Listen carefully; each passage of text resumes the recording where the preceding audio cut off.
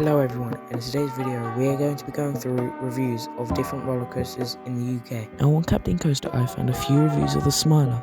A lot of them were good, but the bad ones just kept on repeating the same stuff, which if you've been on the Smiler you probably know. Now as you can see here, every single person pretty much is talking about the roughness of it. Personally, I don't really think it's rough. I think it's just a small little rattle, but it mainly hurts on them two last inversions. And the part where you felt physically sick, I understand there's a lot of inversions, but sometimes I feel like that's the whole point of the roller coaster. And when you say cringe logo and music, again, it's sort of the whole point of the roller coaster. You're supposed to be disorientated, you're supposed to be dizzy, you're supposed to feel sick. It's sort of the whole point. But except from that, I feel like there's not really much to complain about the Smiler for this review. Now, personally, I sort of think the Smiler actually has really decent theming, and to be honest, it's not as good as other theme parks theming, and especially when you're up against Wicker Man and Nemesis.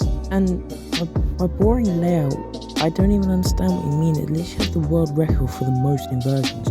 That's what people want from a roller coaster most of the time. The next one that I'm going to be talking about is Wicker Man. Now, I really like Wicker Man, so I don't think there's going to be that many bad reviews about it. I do not think this ride is rough. I've never had a single rough ride on this roller coaster.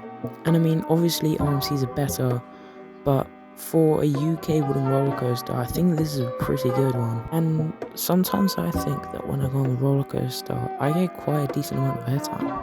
Most of these reviews, they are talking about the theming, because the theming on this roller coaster is one of the best in this country. Now, I do have to agree that it is sort of a short ride, but again, it makes up all of that, and it feels so much longer when you're on a roller coaster somehow. I feel like that it might actually be the pre-show that does that, because you have to keep on going round and you don't have a choice to skip it.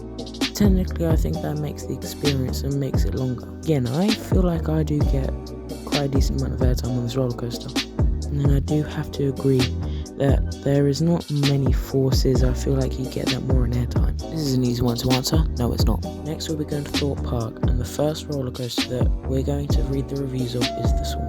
One of my favourite rides at Thorpe Park, to be honest. I think this one's pretty good theming for a UK ride. I wouldn't say it's forceless. That helix, you do get quite a lot of G's. I also think it's so cool that it has its own island. The restraints are actually pretty comfortable. I don't even really know what this review means. I do think that the Wasteland theme has been done quite a lot of times. Again, I wouldn't even say it's forceless. One thing to say, the Swan is not this bad. Next, we have got Hyperion. Hyperion, in my opinion, is the best roller coaster in the country. I will literally glaze that roller coaster for the rest of my life. Let's see these reviews, they cannot be that bad. It's gonna get high Qs, that's because it's the tallest and fastest roller coaster in the UK. And in my opinion, comparing it to other rides in the park is the best. Now this review is insane. First of all, I don't think the ride is disappointing. I think that it has amazing elements and it's always entertaining the entire way round. The elements do not suck. That outer bank roll is genuinely insane, and you cannot forget about that first drop.